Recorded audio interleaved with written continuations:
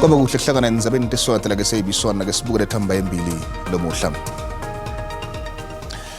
Lomuhla kubanje ngikuthela ibimeli esibili lapho bekuthiwa khona indzaba lethinza Ludlame loluyamene nebulili. Bantu abasikati bavala sekhatheka lokukhulu ngesimo lababhekene naso nakuta kuloludzaba. Kuphakeme imimoya kungcukuthela yebmengameli lapho kutsingithwa khona ngetindzaba teludlame loluyamene nebulili emidrand ejozi njengobe tishikashiki tihlabe hulumende ngale tehlalo tisetulu tekuhlukunyetwa labasikati nebantfwana. Le ngcukuthela ihlose kubuka ukuthi sekuhanjwe nganani kusukela abakhona nga-2018 nakumele kulungiswe lokuthite kulungiswe njengobe Ngingamsira amaphoyisa uchazele okunjengesihlava tishikashiki letikhona kule ngcukuthela tibe ngalena ndlela. Yet we see rapers and murderers being released on bail, 855 women and 243 children killed between April and June this year. 4-year-old Abakahoci, her rapist and murderer, was released on bail for the rape of a 9-year-old. Tesnay van Wyk, rapist and murderer, was released on bail. And I believe the blood, their blood, is in the hands of the parole boards and the magistrates who granted bail to people who should have never gotten bail in the first place. Mama Pisa Parliament, what are you doing about our leaders who you have put in positions, and when they are involved in issues of GBV, they are still in those positions?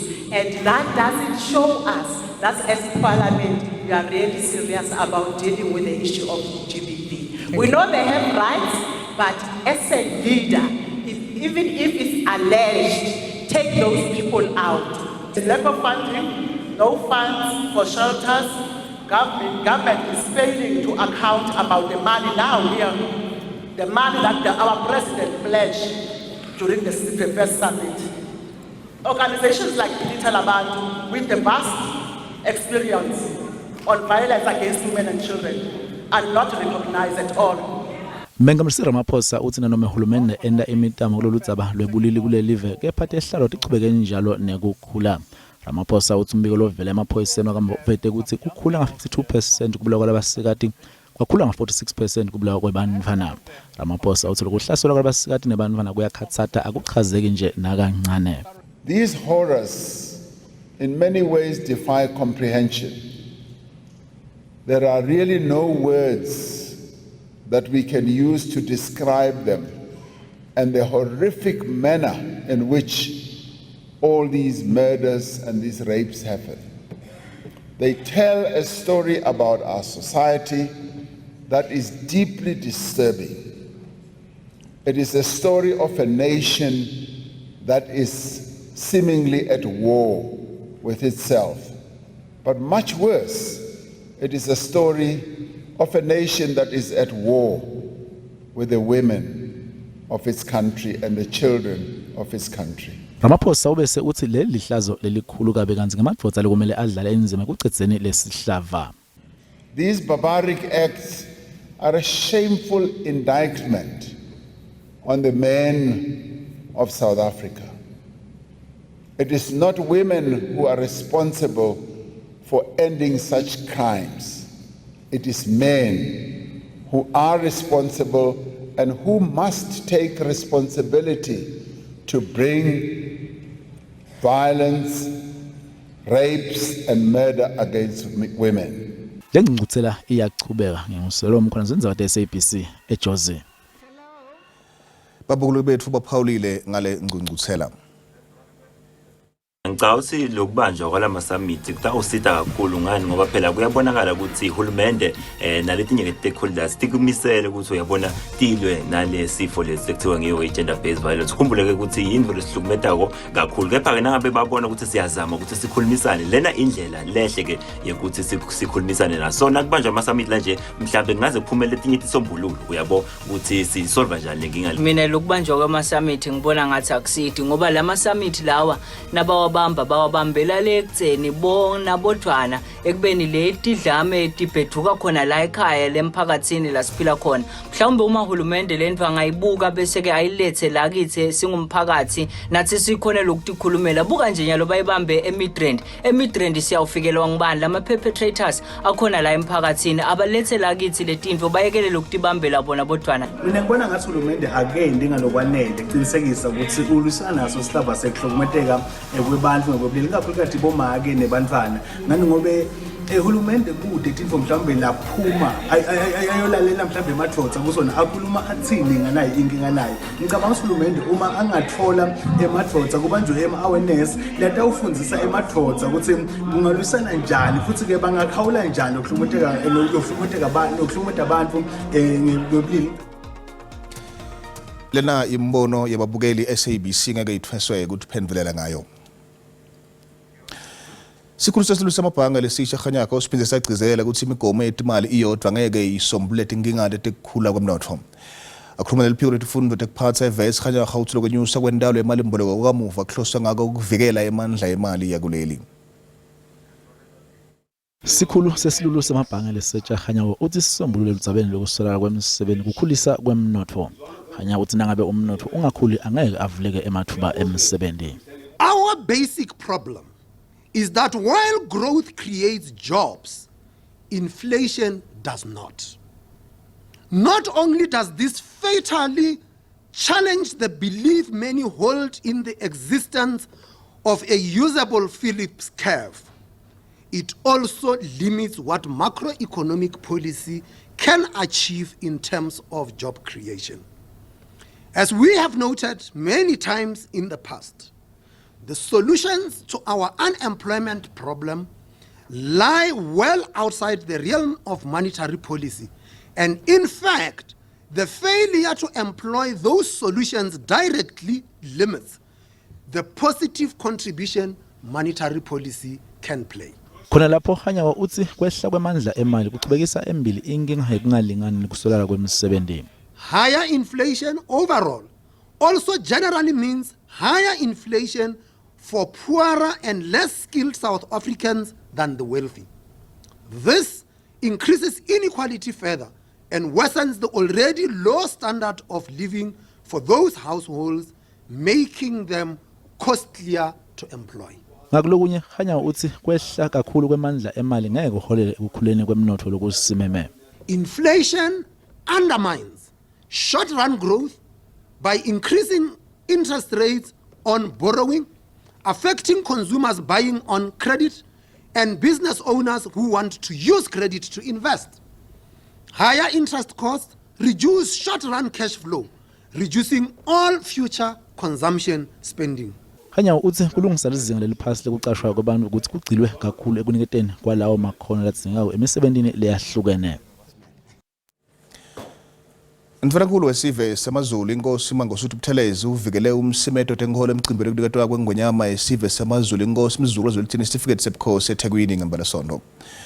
Lokuthi emva kwetikhalo livele ngenkonzo leholwe ngu-Archbishop Thabo Makgobo welibandla lema-Anglican eNingizimu ne-Afrika lapho khona labanye bathi kukubuyisela sive samaZulu emuva etandleni talabamhlophe.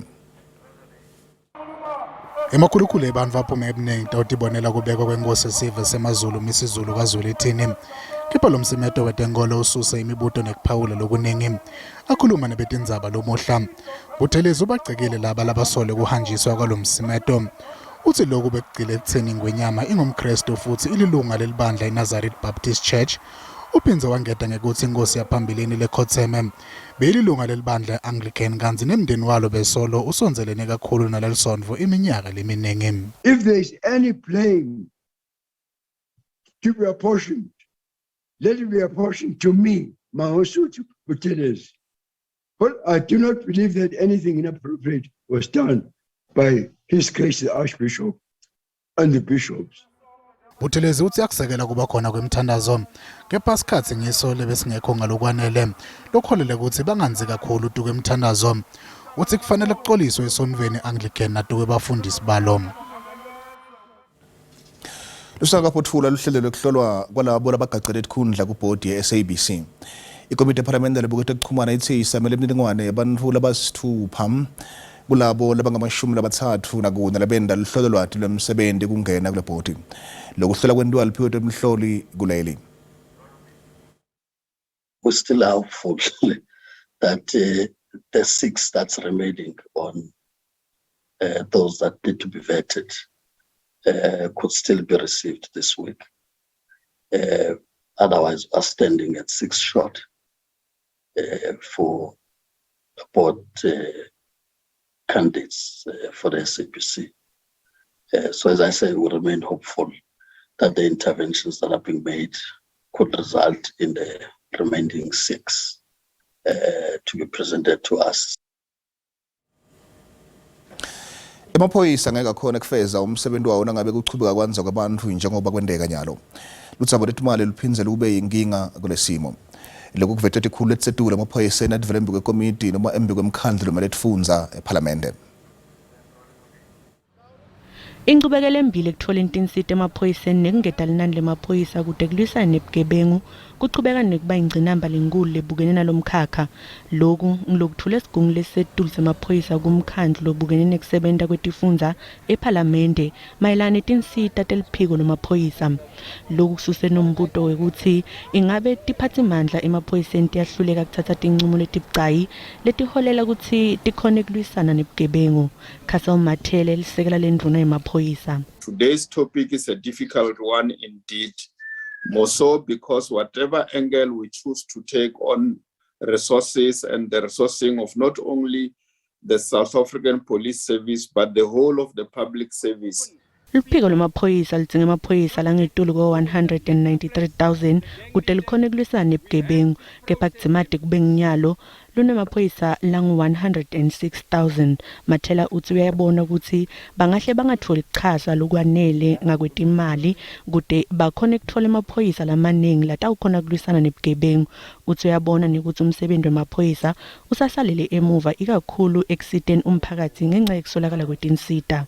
This resource constraints is not a creation of the country as such. The world over, the economy is facing challenges, and this is as a result of part of the things that were unplanned for. Mathela uthi kusukela ngeminyaka wa 2010 kude kube ngilomnyaka kube bede kungedwa kumaphoyisa lokungasita kumelana nelinani lebantfu. Uthi umehluko ube khona kancane ngeminyaka wa 2012 kanti bantu bakuleli bangalindzela ukuthi kudvonse isikhashana kweswelakala kwemaphoyisa. Uphindze wacela imiphakathi nekuthi isebenzisane nemaphoyisa kulwisana nebugebengu. Umvikelo mphakathi losamisiwe emsebenzini advocate busisiwe Mkhwebane uthi bameli bakhe Abakahoci kummela. Lokukuta emva kokuthi ummeli wakhe advocate Dalimbofu ngalesine ashiye khathi siwombele kuphenya kuso kulungela kwakhe Mkhwebane kuba kulesikhundla sakhe. Bameli baMkhwebane bebangekho kulesombe nangalesihlanu. Loluphenyo lweParliament lokungadiphathi kahle kwemvikeli wemphakathi kuchubeke emini yenzambama nafakazi wekugcina. Mkhwebane bekafake isicelo sekuhlehliswa kwaleli phenyo ngalesine lekusicelo lesingakaphumeleli. Ngemva kwaloko lithimba lakhe lebameli laphuma kwesikhashane.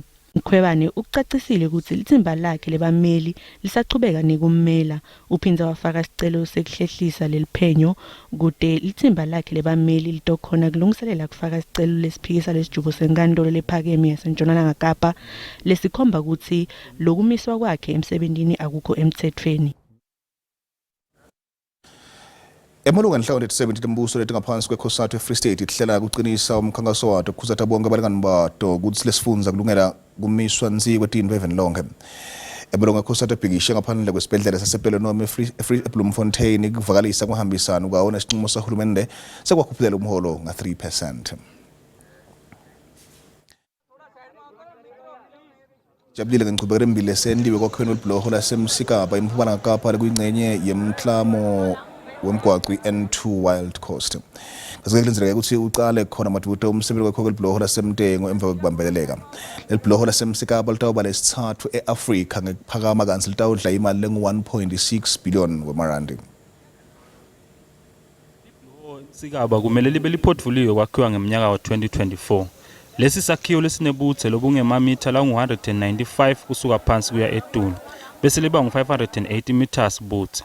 I'm very excited about this project together with my colleagues, starting with the president, because the next 5 years, the Eastern Cape N2 highway is going to be something else, starting from here and then ending that other side of Ugceke and going to Cape Town. Lokho lebhloko bemcwa ngoba kulethe amathuba emsebenzi kumalunga emphakathi. I-opportunity ezinjena azivami ngakufumaneka emakhaya. Funa uduye koGoli or Mpumalanga or wherever so that you get experience fana naleso. Siyambulela uSandral ngokusinika ithuba elinje for sifumane i-training kule project inkulu kangaka. Xa uhamba ungena kwezi community ngaphakathi ufika uba uSandral wakha indlela. Ngaphandle ngoba kusetyenzwa pebridgini. Baninzi ke kodwa nabantu bethu abatrainiweyo abalapha ngaphakathi uqeshiwe kwi-community ono business. Kulenzele ukuthi kucale madvute kwakhiwa kwelibholoho imtendu ngemva kokuphathamiseka ngenxa yesitelega lesaba neludlame. Namhlanje ngomthetho i-companies ezi4 ezi-appointiweyo nezifumane leta namhlanje kukhona inkampani e-appointelwe umthetho of which ngumsebenzi omhle kakhulu lowo esuncomayo wenziwe nguSandral. Simvile apha esisho uchairperson webhodi utata uMhambe. Libhloho imtendu litaba ngu-223 meters kuya etulu bese ngebudze letolinganiselwa ikilometer 10.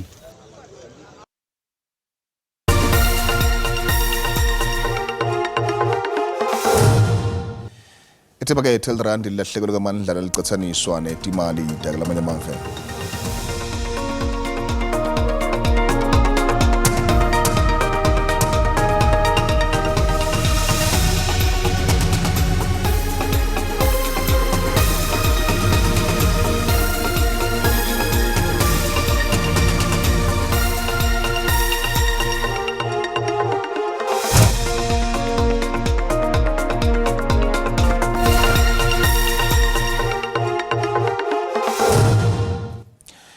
Kutemidlalo kuluphupho lawonke umdlalo ebholeni enyaka ukuthi adlale endzebeni emhlaba nekuba ingcenye licembu lesive lelihlungelwe lomqhudelwano. Kepha ke kunalabo labadlala inzima lenye kulomdlalo kusifiso sabo sekuthi babe ingcenye yomqhudelwano. Kwendikele kulabanye bonompembe abakulele kunguVictor Gomes na-Zakhele Suwela labacokelwa kuyoba ingcenye yendzebe emhlaba eKhatam. Labonompembe bakanye nesikhulu sabodokotela kuSafa Thulani Ngwenya batalubhekisa eKhatai ivini letawo ngaphambi kokuqala kwendzebe emhlaba. Victor Gomes na-Zakhele Suwela bonompembe labatiwayo kuleli live. Bake basebenza ndzawonye cishe kumidlalo eminyenti kuleli live babuye baba ingcenye AFCON 2020 kumancamo neCAF Champions League. Noma batiwa ke ngemisebenzi yabo lemihle labayendile kepha ucwa kwabo ukuthi abe ingcenye yabonompembe kundzebe emhlaba eKhatar kusho lukhulu. Umzungu lomunye bonompembe labasiphohlwe ngeAfrika bacole ukuthi babe seKhatar. Siwela akayifihle injabulo yakhe ukuthi abe ingcenye yabonompembe labatawuya eKhatar noma angacali kuba ingcenye yendzebe emhlaba njengoba I was not even aware that there was selection on that day of the World Cup referees. I only saw a lot of messages coming through my phone to say congratulations, congratulations. So I was so puzzled and I was like, congratulations for the World Cup. Then I spoke to Victor and then Victor was telling, no, it was a final selection. And I was like, oh, finally we've made it, you know. The journey starts now. It's a lifelong dream. It's something I've been working hard on over the past few years, and it was a target that I had when I started refereeing. I think everybody aspires to get to the top. So it's been a journey, and yeah, in a month or so we'll be on our way to Qatar for the World Cup, and we look forward to it. Sikhulu sabodokotela kuSafa Thulani Ngwenya sithi lokucoka kwabo kukhomba ukuthi kukhona lokuhle labakwendile. This says that there's something good that we are doing as South Africans, for us to be recognized at the highest level. So for me, it is a greatest privilege. I'm looking forward to it, and I'm really, really honored to be recognized amongst the best doctors that we have in football, especially here in Africa. Laba lababili bawulifulathela la kuleli balibangise eKhatar leliviki lelitako njengoba lenzebe emhlaba icala ngamhlati ngama-20 kuyo lenyanga lesikuyo.